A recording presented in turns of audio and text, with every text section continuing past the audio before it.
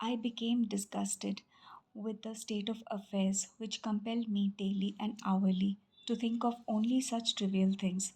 I forced my thoughts to turn to another subject. Suddenly, I saw myself standing on the platform of a well lit, warm, and pleasant lecture room. In front of me sat an attentive audience on comfortable upholstered seats. I was giving a lecture on the psychology of the concentration camp. All that oppressed me at that moment became objective, seen, and described from the remote viewpoint of science.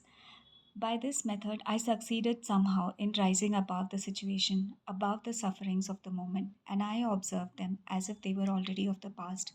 Both I and my troubles became the object of an interesting psychoscientific study undertaken by myself.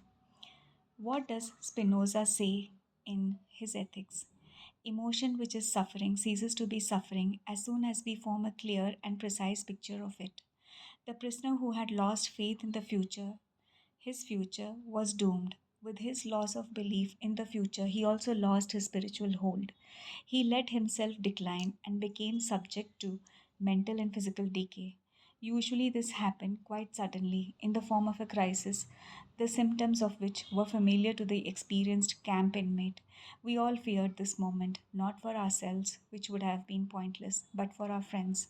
Usually, it began with the prisoner refusing one morning to get dressed and wash or to go out on the parade grounds. No entreaties, no blows, no threats had any effect. He just lay there, hardly moving. If this crisis was brought about by an illness, he refused to be taken to the sick bay or to do anything to help himself.